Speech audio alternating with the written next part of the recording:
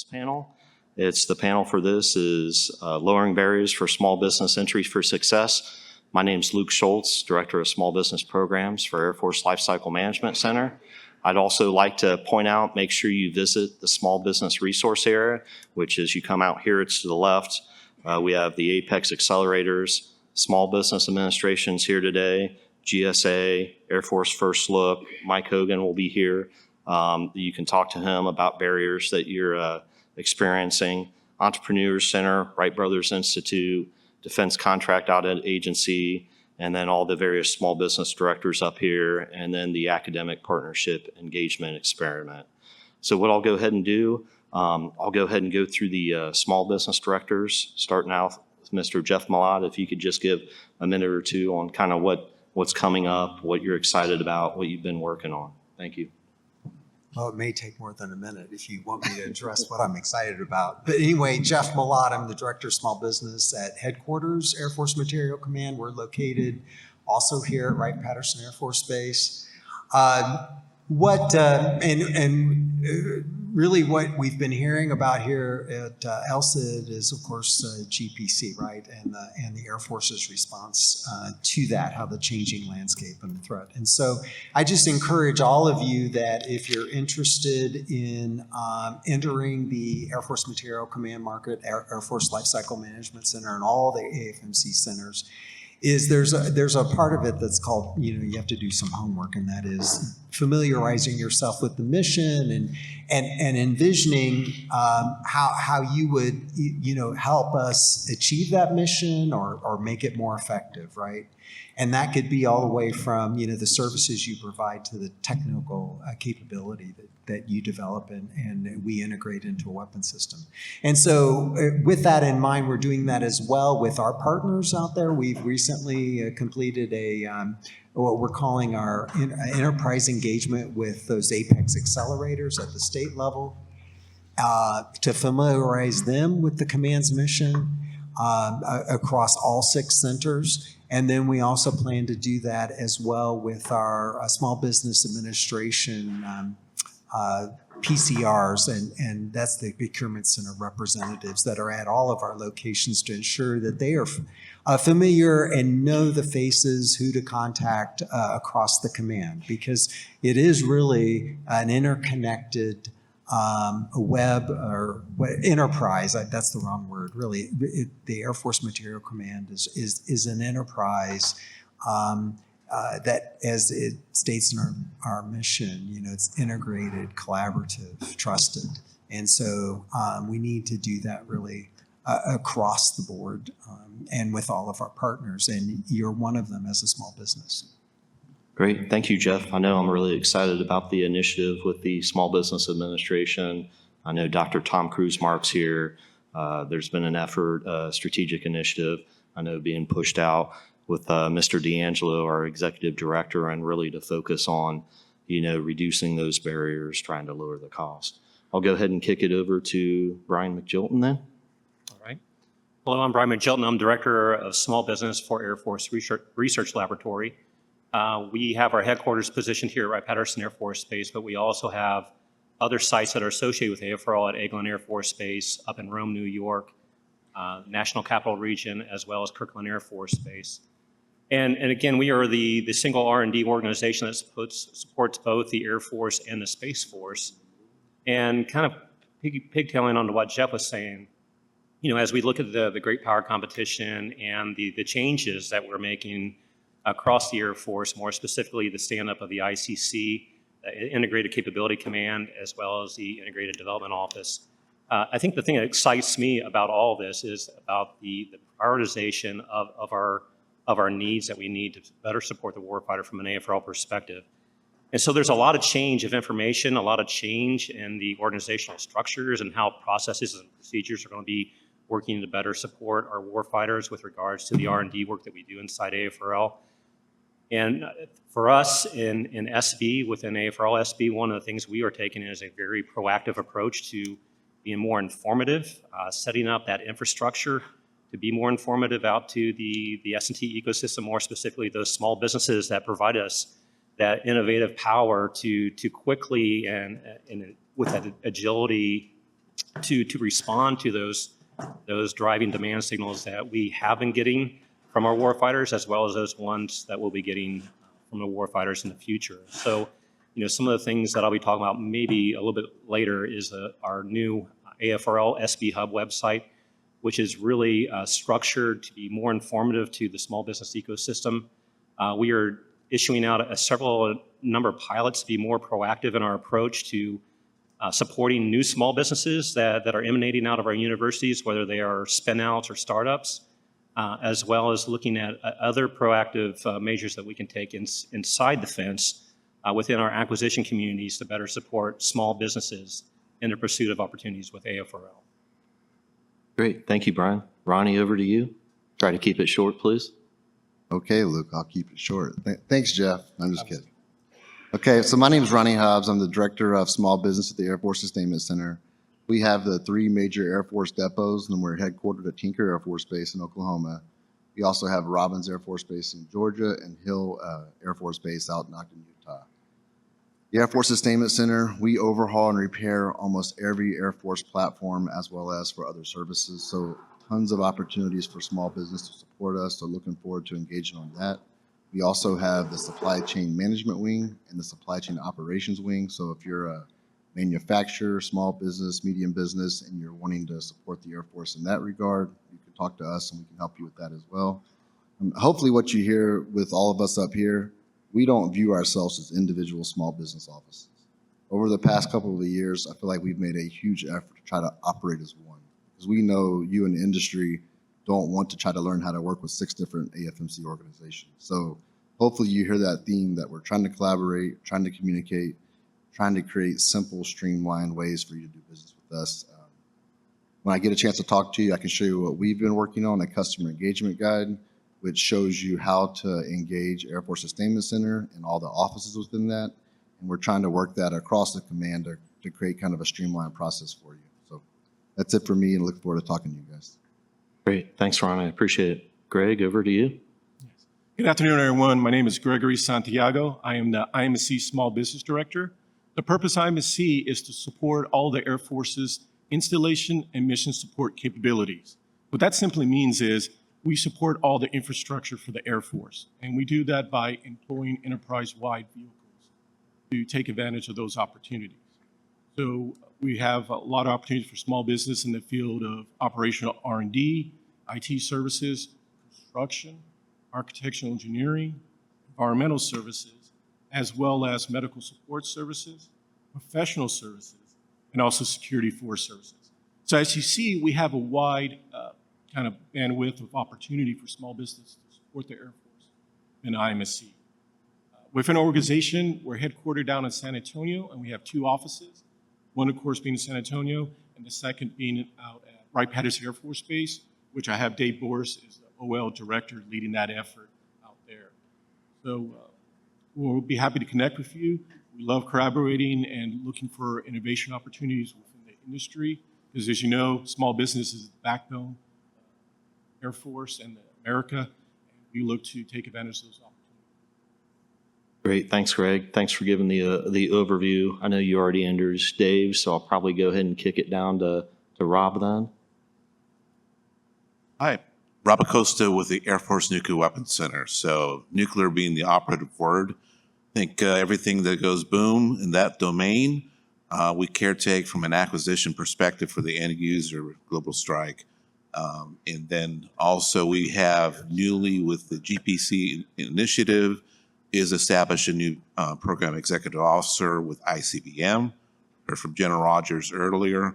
So he's one of 3. We have what used to be strategic systems is now called nuclear air delivered, ICBM, and then continued with our other PEO portfolio with NC3, nuclear command control and communication.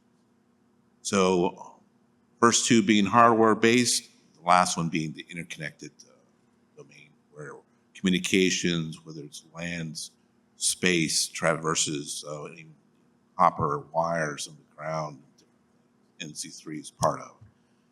I'm headquartered at Kirtland Air Force Base. That is the headquarters for Air Force Nuclear Weapons Center. We've got 4 other locations.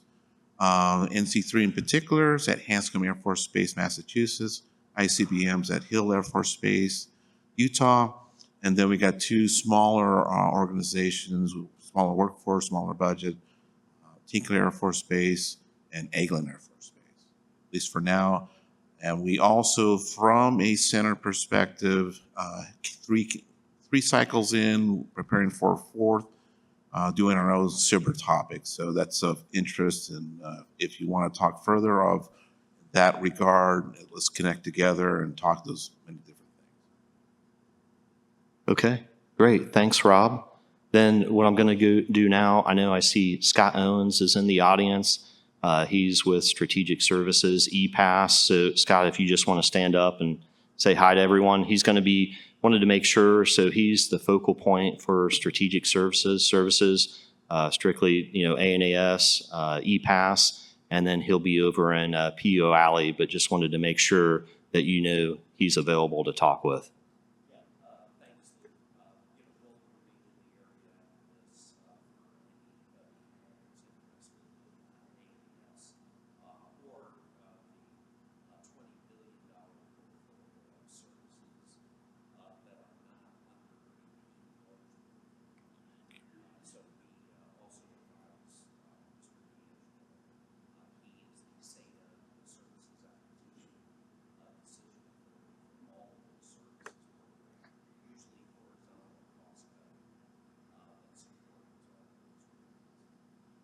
Great. Thank you, Scott. I appreciate it. And now our last one, we have a special guest, Kelley Kiernan. Thanks, Luke. Hi, I'm with Professor Kelley Kiernan over at the Defense Acquisition University, and I just wanted to talk for a minute about security. So, as we all know, small businesses are the lifeblood of the U.S. Economy, especially knowing that in the DoD we have over $2 billion of cyber sitter contracts and researchers finding new paths to success for the Department of Defense. But we know too that you have your intellectual property involved, especially if you're in that cyber sitter realm, and you are very, very interested in protecting your intellectual property and the network it's on. And the DoD is very interested in protecting your intellectual property and the network it's on. And so DAU has partnered with the whole of the DoD, as we always do, to bring information around those of you who have to comply with the DFARS, many, many DFARS in your contract. We have programs over at DAU called Cyber Solutions, DoD Cyber Solutions, and we can help you on your journey to complying with those DFARS. And if you're a vendor or supplier and you're dealing instead with the FARs, like the FAR 5220421, been in every federal contract since 2013, we have a class on that once a month where we create a small business with 4 people, 4 laptops, 4 phones, and then we lock it down right there in that same training session. It's a 2.5-hour training session, and you'll walk away if you're a vendor or supplier who does not handle CUI, knowing exactly how to secure your small business to a level of basic cyber hygiene so that when you sign your contract with the government, you can feel good that everything's in order. And you'll be ready, by the way, for the proposed CMMC Level 1.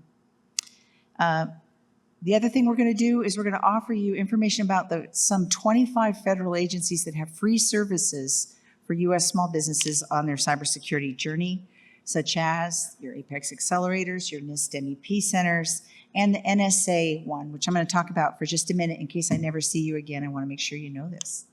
So NSA will give you a free vulnerability scan, which is the gold standard for cybersecurity in the U.S. right now.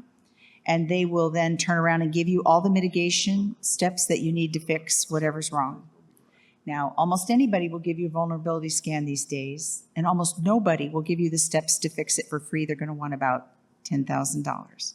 But the NSA is going to give it to you for free, and they're going to come back and scan you as often as you want, as much as once a day if you're really in trouble.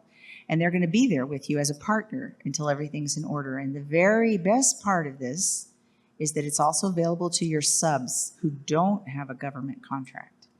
Any company that has DoD data or information has the ability to go get this vulnerability scan and all the mitigation steps from the NSA.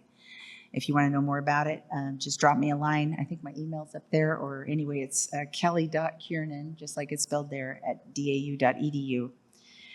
So, I'm available to talk to your ecosystem about cybersecurity and your cybersecurity journey. We have a talk called Small Business Needs Big Cybersecurity that's been given about 50 times. The last time, or one of the most recent times, was to SBA Georgia, hosted an event with 1,000 participants. So DAU is here to help you on your small business cybersecurity journey. Is my passion, and I'd love to hear your story and help you along the way. Great. Thank you very much, Kelley. I appreciate it. Thanks for your support. Okay, now next up, I'll like to introduce Mike Hogan. He's going to go over lowering barriers for small business entry for success. Thank you, Mike. Great, thanks, Luke. First of all, thanks a lot for inviting me over. Appreciate it. And I always love the chance to talk, and more importantly, I love the chance to listen. And so to kind of understand what you as small businesses are facing, some of those challenges, and I'll get a little bit into that, how we kind of integrate that into the overall, how we approach that. So bear with me. I normally walk and talk, so I'm trying to do this sitting down. If we go to the next slide, please. And actually, next slide. That's what we're going to talk about. That's all. Okay. So a little bit of an eye chart, but I wanted to start off with, I'm an acquisition guy, so I'm not in small business. And normally when you hear people talking about small business, you talk about, what are your goals and, where are you at towards that? Other than just now, you won't hear me talk about goals. And why is that? Because small businesses is not about goals. It's about capability. It's about, the things that you offer. And I think oftentimes we lose track of that when we talk about small business and capabilities. I've heard customers talk about, do you think a small business can do that? And I said, and probably cheaper and faster a lot of times. So I think, I like to emphasize what you guys bring to the table. My employer was the whole reason they exist is because of a small business, the Wright brothers, right? So they said, I've got an idea, right? They tried to sell it to the DoD. They worked really hard. It took them a long time, and they got there. And now I have a job, so this is great. So this eye chart, again, I won't delve too deep into this, but, to my earlier question, who cares about small business? And I've been doing this for 30 years. I have never, every meeting we go to now within the Pentagon, someone's talking about small business. How does this affect small business? How is this going to affect the defense industrial base? How is this strategy, going to incorporate that? And so I think we're at one of those great inflection points where we understand the value of small businesses. We understand the innovation you bring, the speed and pace at which you can operate. So within that context, I'm going to draw your attention to the pretty colored part of the chart on the bottom right, your side. And what it shows is kind of, during the Cold War, 1967, and it shows R&D. It's probably hard to see. But the U.S. dominated R&D across the globe, right? We did that. And who did the most of that? The DoD, no surprise. When we go post-Cold War, so the peace dividend and all that, we kind of eased up on that R&D, and we said, okay, we don't need to do that as much. Well, the rest of the world kind of started taking up that. And then we go into 2017 before, scary COVID and all that kind of stuff. And you look and China has really kind of flipped the script on that. So they're doing a lot of investment, and so is the rest of the world. The DoD is just doing a small portion of that. And so we realize now that we need kind of those dual use technologies and that commercialization and that ability to use the commercial innovations within our program. So, it's now more than ever within our DNA, we need to be capitalizing on those kind of realities. So next slide, please.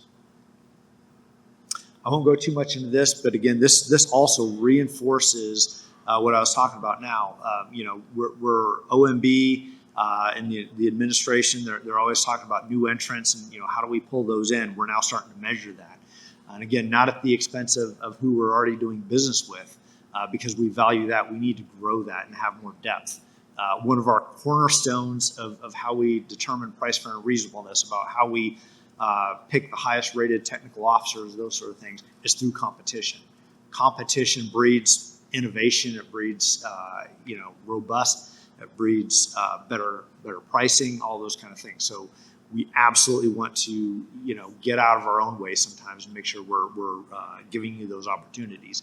Now, it is a competition. There's always going to be winners and losers. But what we don't want to do is have that where it's its own little cottage industry, and it's a closed system, and we can't bring new folks in.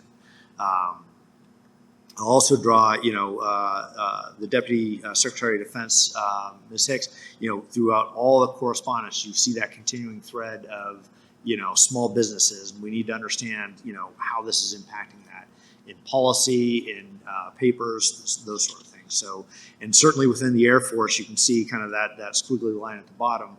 We're measuring that as well. And so we've teamed with SAF-SB and with AFMC and LCMC and all those to really measure those impacts.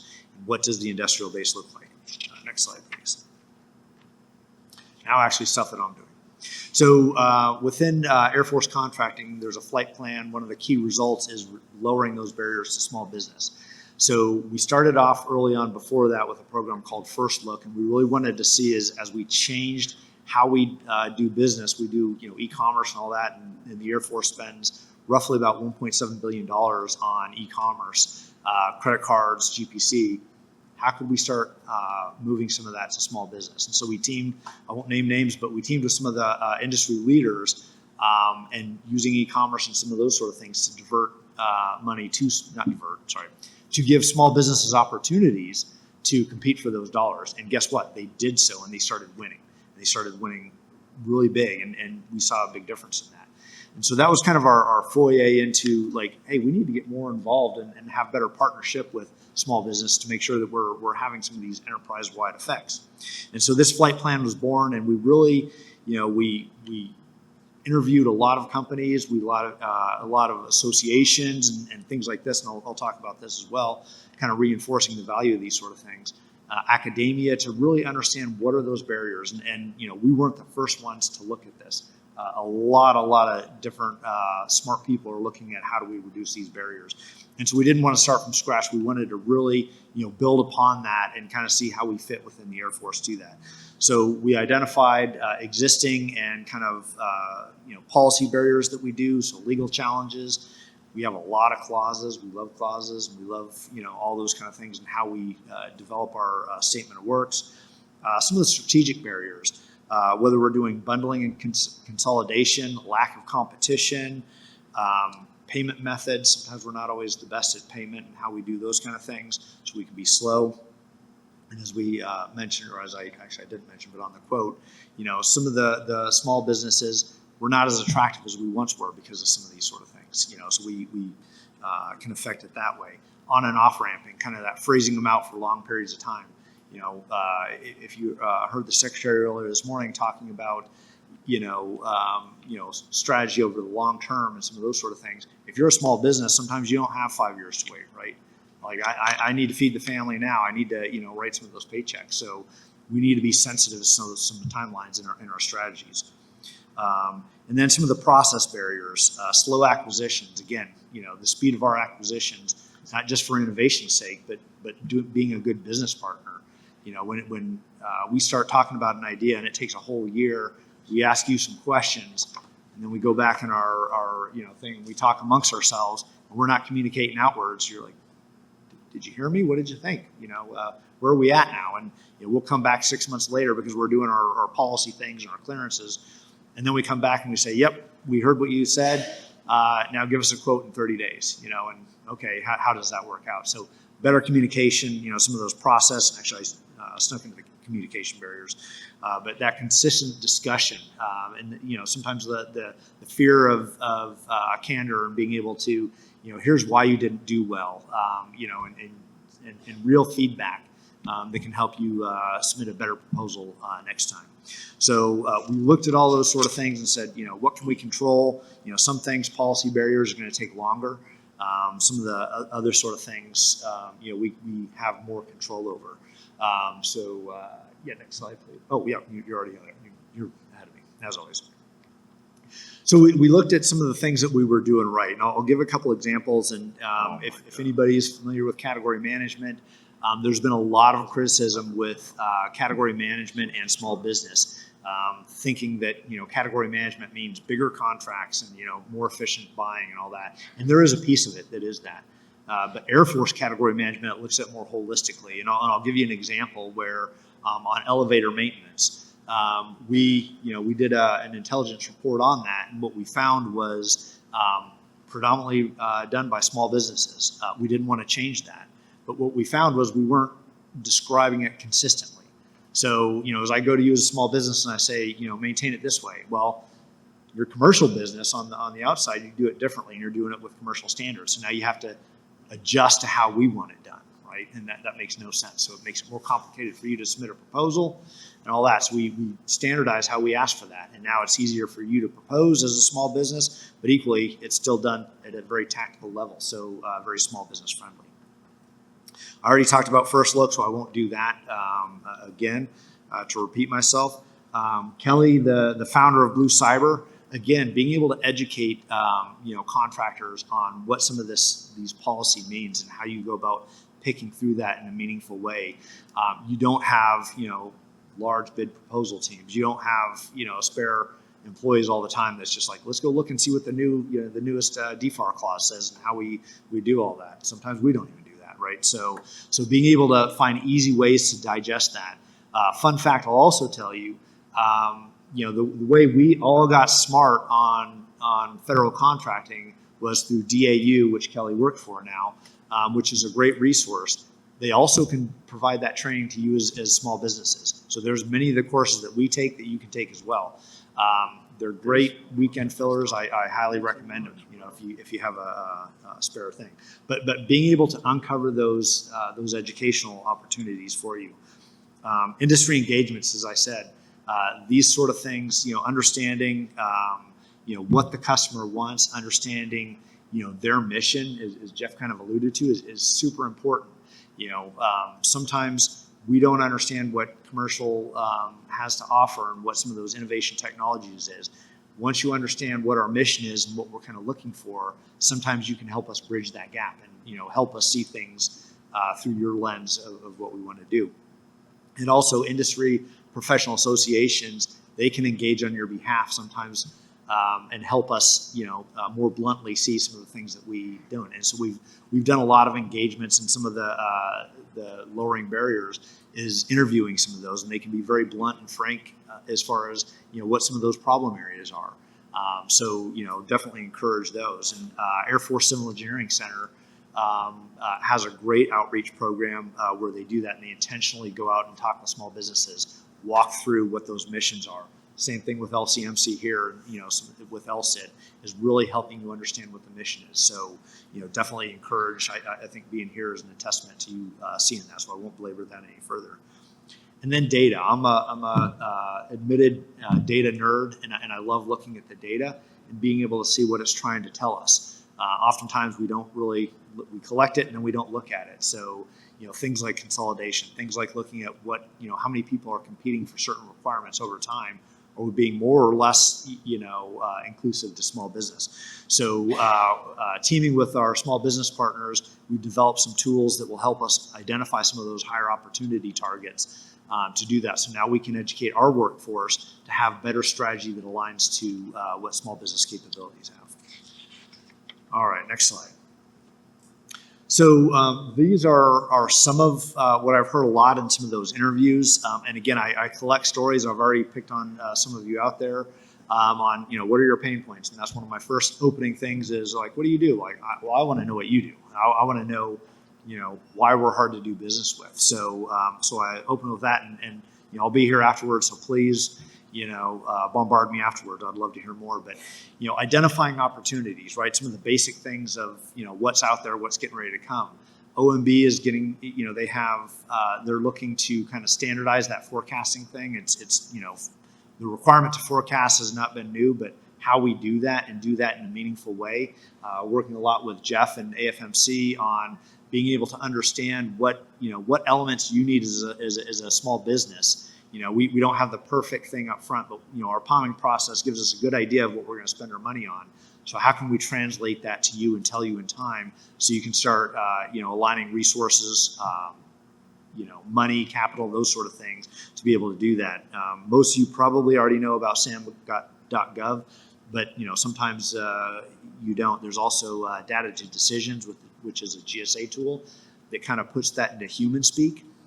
So some people can read PSE and AX combinations, and they understand in sam.gov how that wiring diagram goes of to the Air Force, to AFMC, to LCMC, and all that. But sometimes you don't. And if you know that for the Air Force, do you know that for the Army?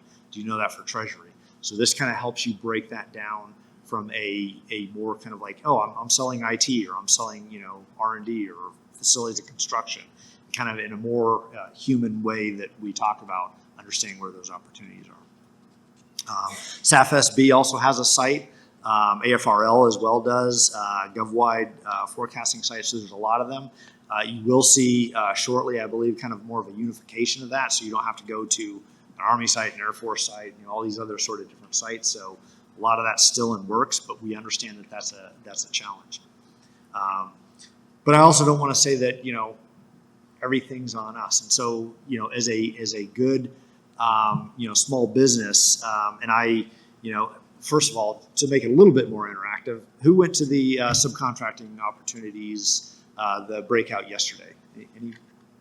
Okay, so I did as well, and a couple things that I started scribbling down some notes, and I heard through multiple of the large contractors out there talk about innovation, about what you bring. It's not a hey, I'm a small business, so you have to buy from me. Again, but why? What do you bring to that table? Know what you're good at, right? Not just I'll do whatever you want, but knowing what you're good at. Your certifications, doing your homework. Who am I trying to sell to? And then your past performance. So knowing your customer, knowing where their pain points are, and how your specialty can connect to that. Again, we're not always good at that. I see a lot of neat stuff down there, and sometimes I'm like, I don't know what that means to me. Like it's pretty neat, but what does that mean to me? So understanding their, doing that homework and understanding their mission, their organizational structure, who their decision points are, who your advocates are, the small business professionals, here, a lot of those are yours, and they can help step through that, Apex accelerators, those sort of things. But do that homework up front so you can kind of come as an informed, seller to them. Big pet peeve of mine is RFIs, and probably yours as well, I suspect. We're really good at asking questions. We don't always give feedback. But I would absolutely advocate for, and without going into details, some very pivotal acquisitions that we're going through right now. We're relying on what RFIs and what did small business say.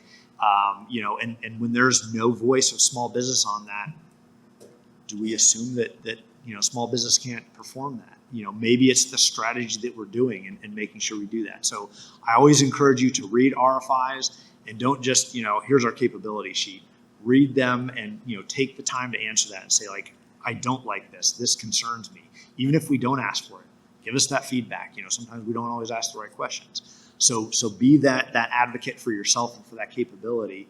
And again, help us understand from your perspective where that may or may not be beneficial. And then also help us know, how we can ask for this better. Also ask for one-on-ones, right? So, ask for that feedback. Sometimes, your ideas are going to be proprietary or something that you don't want to share in an audience like this. Don't give away the secrets. So ask for that one-on-one, and you can have a more intimate discussion and really help us understand these sort of things.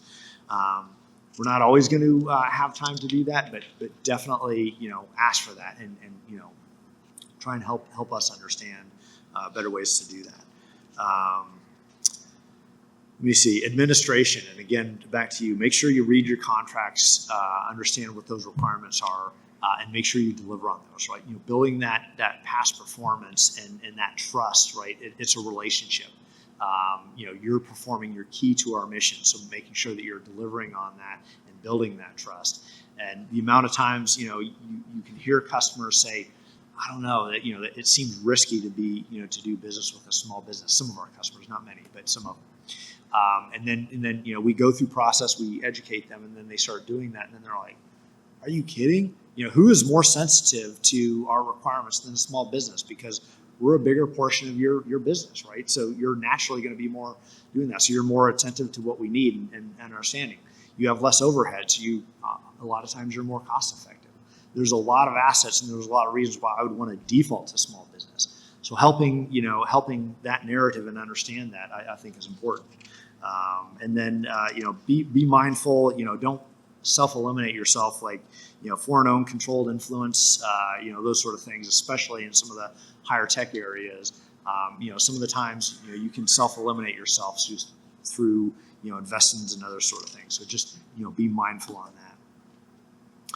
I won't go too much into that. I talked a little bit. You're still ahead of me. That's great. Thank you. SAM, the Apex accelerators, D2D, the workbench that I talked about, how to read SAM in a human language is right there.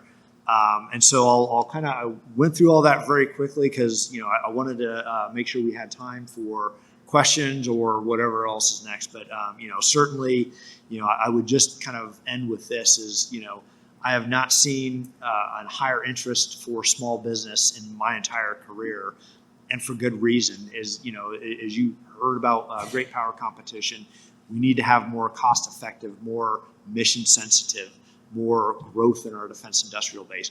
All the things that small businesses naturally do, and it started with the Wright brothers. So thank you very much for all that you're doing, and look forward to any questions or engagement afterwards. Great, thanks, Mike. I appreciate it. I know right now it's about 11:03, so I'm going to go back through the board, back through the list of small business directors, and if you could just touch on lessons learned or any other information that you want to share. And then the one-on-ones that we had, we were overwhelmed with the number of requests. So if we have any time left after that, which we should, please take the opportunity to come up here and talk with us and network with us, because I've got to figure out next year how to get more one-on-ones scheduled so we can meet with you and understand your concerns. So I'll go ahead and kick it over to Jeff. And I'd also like to say, if you looked up what Mike was talking about with the industry challenges, I know AFMC, Mr. Jeff Malott, Wright Brothers Institute, all the other small business directors up here, we put a lot of time into providing the colliders. So those are those hybrid events, the free events with Wright Brothers Institute. They're out in the small business resource area, which they're in person and virtual, and we focused on a lot of those challenges like foci, subcontracting opportunities. I know we have one coming up on source selection, so look forward to that. So I'll go ahead and kick it over to Mr. Malott. And we just had a collider, was it last week, on we called it the master class in SAM and USA spending, data searching, data mining, right? To find opportunities, do market research, competitive analysis, et cetera. Those are recorded and available through Wright Brothers Institute, but also going to the AFRL Small Business that will connect you to the colliders as well. So that's a great resource. I would just say one thing, and you know, I'll pass the mic, is please, please, please do share those barriers that you are encountering with us, because we're not going to know them, right, unless you tell them. We know many of the barriers, right, that are out there that may be, you know, the big ones when it comes to cyber, facility clearances, the FAR in general, right? But there's probably barriers that you're encountering that may be more acquisition specific or environmental or location specific, and you need to share those. We're your advocates, so please do share those with us. Great. Thanks, Jeff. Brian? I think one of the big things I wanted to share with everybody today is just the opportunity space to work with AFRL. AFRL is very proud of the fact that we are extremely small business friendly. If you look at our portfolio of what we budgeted on an annual basis, approximately $4.7 billion total, about half of that goes to small business. Now, if you break that number down even further, about half of that $2 billion that we award to small business, half of that goes to SIBR-SITR, but there's another $1 billion plus that goes directly to small businesses. And so outside the SIBR-SITR program, the big message here is there's a lot of opportunities to engage with AFRL from an R&D and services perspective. if you break down that $2.3 billion down even further, we look at how much of that money is allocated to R&D specific type services acquisitions and the traditional ANAS services acquisitions. And I would say about 86% of that is R&D, and the other 14% is associated with ANAS type services. So again, if you are an R&D organization, it's ripe of opportunities to work with AFRL through a number of different direct awards that we have, whether it's through BAAs, other IDIQ type vehicles that get solicited. But the big message here is there's great opportunities. And how are we changing inside AFRL to really ensure that we're engaging proactively with the small businesses? And so we mentioned a little bit about the sam.gov website. We are being a little bit more forward-leaning and providing helpful information so you can find specific opportunities that are available at AFRL at all of our sites based upon our DODAX. We just stood up a brand new organization inside AFRL last year called Strategic Partnering. Now, this is really not associated with direct acquisition opportunities, but this is collaborative partnering. So think of things such as creatives, patent license agreements, or other forms of mechanisms to get people together to engage and collaborate.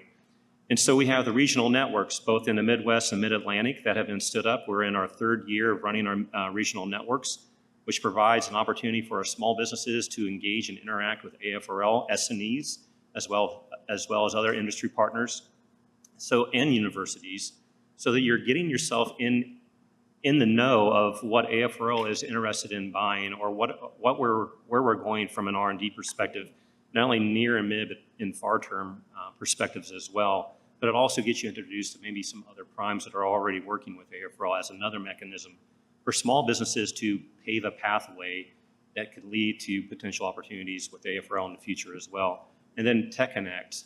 Tech Connect is another mechanism that we've deployed out of AFRL to be a little bit more forward-leaning to allow small businesses to send us their ideas and determine, is there any interest from AFRL in these idea areas or the type of capabilities or solutions that we provide.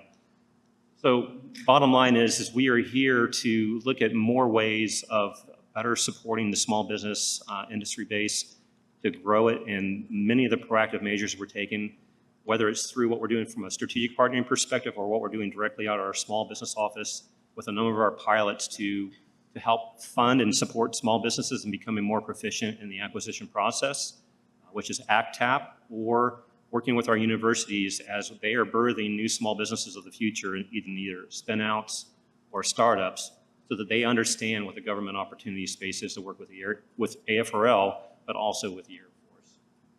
Great, thanks, Brian. Ronnie, you're next. Hey, what am I going to talk about? Give you a couple of upcoming opportunities. Next week, we have Tinkering the Primes, which is a very large event for Air Force Sustainment Center. It's in Oklahoma City, Oklahoma. That event has about 1,700 people. It's grown every year for the past 9 years. We also have a very similar event at Hill as well at Robbins. One's at Robbins, it's called the Robbins Requirement Symposium. Great opportunity to connect with the program offices, hear from a lot of our senior leaders, similar to Secretary Kendall on the Great Power Competition, how you can contribute to that. So on our customer engagement guide that I'll be glad to talk to you and share with you guys, it shows you those events, where they're at, the dates, and how you can get involved with that. But it's some of the stuff that I'm excited about with like lowering barriers to entry. How many of you guys saw the proposed FY25 amendment to the NDAA this morning? Anybody see that on the news? I was reading a news article, and there's a proposal out there to make it where we can go sole source to women-owned small business, hub-zone small businesses at all levels. And you can imagine that got a lot of interest. I was reading it on LinkedIn, and some people think it's horrible, some think it's great. But what that shows me is our congressional leaders are hearing what industry is saying. They're hearing that our industrial base is shrinking, that we are losing suppliers. So to me, that was a real tangible evidence that they're trying to do things to really improve it for you. And in my opinion, that will help a woman-owned small business or a regular small business that is having a hard time getting that first contract, potentially get one of those contracts. So I think that's a great opportunity for reducing barriers. And I would just encourage you to continue engaging with your local chambers of commerces, your local congressional delegations, because they do have influence and they do come back and talk to us agencies about what we're doing. We meet with your state senators and your U.S. senators on a regular basis, and we provide accountability to what we're doing to try to reduce barriers for you. So to me, it's a total ecosystem. It requires you talking to us, you talking to your representatives, them talking to us, and ultimately that's what's going to inspire us and force us to make the change to help you guys be successful, ultimately helping us be successful. Thank you. Great, thanks, Ronnie. Greg? Yes, one of the biggest barriers I always hear is making the right connections. I understand it's very difficult with business. You may have an innovative capability, resource, or the right people that really are leading on the cutting edge, but making those connections are difficult or knowing where to look. So that's why I like to piggyback on what Jeff Malott said, that there's resources out there, sam.gov, usaspending.gov, that offers data mining opportunities where you can look up your NICS code, see what bases are buying specifically at the tactical level. You can also look enterprise-wide. At sam.gov, USA Spending, you can see who's buying the goods that you're offering, goods and services. So that's critical. And also, you can look up expiring contracts list. That way, you can position your company when the RFP, you get an idea generally when it's going to come out. You know, it's an exact date, but you can project by quarter, knowing that acquisitions sometimes take a year or two ahead of time. You can kind of gauge when they're coming out and look out for those RFIs. So that's one of the big things I want to hit and just kind of know there's data mining opportunities. And I will say the excellent work by Jeff's team and WBI, I believe that that's a recording on the site. So you can go back and look at that collider. That was very informative at the tactical level. And even though you may not be an IT guru or database manager, it was explained in layman's terms, so that really helps your companies look for those opportunities. In addition, with IMSC, going back to my center, is we offer a wide range of services. Knowing the industry here is IT, innovation, R&D. We are having a collider 2 weeks on August 14th, hosted by the Wright Brothers Institute. It's going to be there at the Arcade Hub in downtown Dayton. And that's going to go through all of our enterprise sourcing squadrons' capabilities, opportunities. For your career field, I would say it's important to look at the 771st for IT service opportunities, and also the 774 for a lot of the technical areas that they look for R&D, operational R&D opportunities. So all that will be covered on August 14th afternoon. We can share out the information through the Wright Brothers Institute. They just posted that out on Friday. So that's some opportunities to get more at the granular level of opportunities that can help the company. And it will have both in-person and virtual, Yes. as they all Yeah. do, but I'm just saying that. Yes, thank you. that are If not located here. Yeah, excellent point, Jeff. Space is limited, so in-person fills up. You can sign up and hear all the information virtually, and that's going to help out. Thank you for that. Great, thanks, Greg. Dave, do you have anything else to share that you'd like to share? I think, is your whole team up here ready to meet with small businesses then? Yes, his team is here. We have an outreach booth, and we're doing matchmaking tomorrow. So you have Marcy Bain, Roberto. Roberto. Great, thank you. Okay, Rob, I'll kick it over to you then. I would say, at least from a barrier perspective, look at what we do with nuclear enterprise, and different things that go on. And if you look at our buying patterns, we buy a lot of services. So the programs in caretaking what we have today, planning for the future, a lot of expertise is needed, and some of that in small business. And so one would think, that nuclear, or we're not in that domain, let's self-eliminate. No, look out for our RFIs, look out for our announcements, because we are interested, and we're small business friendly as well. And so, you can always talk with me. I can also take a look at your capabilities. While that might not be a perfect match, I might be able to give you some hints of other partnering and other aspects, maybe even some contracting opportunities to pursue. In addition to if your company's interested in cyber and other innovative aspects as well. So take an opportunity, take a look at what we do. If needed and wanted, I have some mission briefs and some opportunity briefs I can always share with you. PACA BFI, Professional Aerospace Contractors Association is coming up September in Albuquerque. That's one of our main presentation venues that we attend among many other agencies. And so I use that as an opportunity to be more expressive to industry. And I internally modify that presentation chart, especially the opportunities, hopefully to be more gleaning and more informative to industry of what we do, how to connect with that. Great, thanks, Rob. Kelley, closing remarks? So let's keep talking. Cybersecurity is a journey, and the DoD is here to help through DAU. So it's dau.edu/events. We're there for you every month. I'd love to keep the conversation going and let you know about all these federal agencies that are standing by to help you, like the NSA example that I gave. And your subs. Great, thanks, Kelley. I'd like to point out we still have one panel left at 4 o'clock today, the Innovation Opportunities panel. Really looking forward to that. Please also remember I recorded a presentation about 10 to 15 minutes, giving a lot of great information on various Department of Defense activity address codes that we use for Air Force Lifecycle Management Center opportunities, and a lot of useful information that's out there on the LCID website. Once again, I'd like to thank the small business directors up here on the panel, especially all the ones up here, also Mike Hogan and then Kelley for coming to make this a great panel. Thank you very much. I appreciate it.